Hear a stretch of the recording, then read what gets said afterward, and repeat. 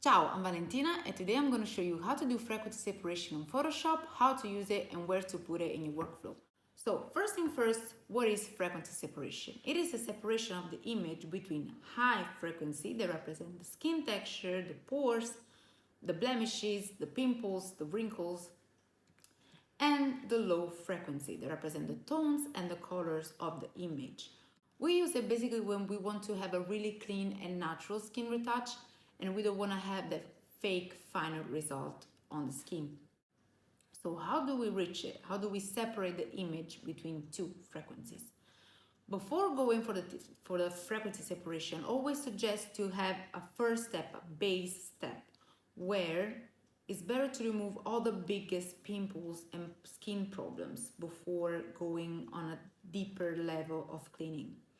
After this base, we can go with the frequency separation. So let's copy the image layer twice. We're gonna call low and high.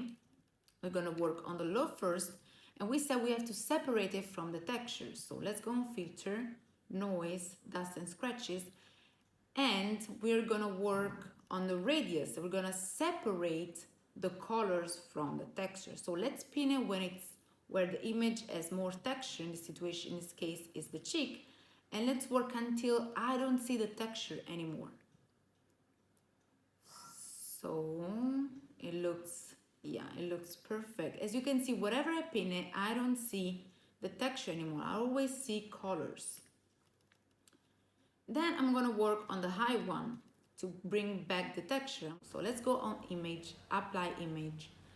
And these are the settings that you always have to remember because are always the same. So layer, we have to refer to the low frequency layer, the original one here. Blending is always subtract and scale to offset 128. It's always the same, never change. Then we change the blend mode of the high frequency layer to linear light. How do we work on it? We're gonna work on the low frequency with the mixer brush tool.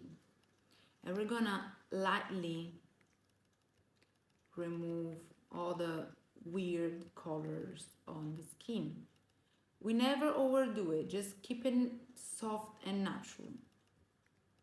And always see how the work is going.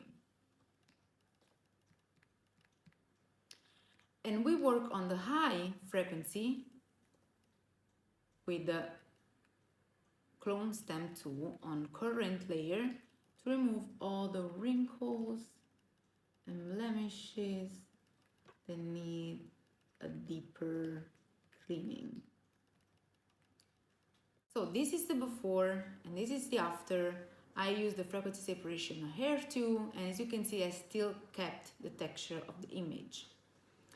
So this is frequency separation. I hope this video is helpful, and if you use it, let me know if it works out for you. Thank you so much. Bye.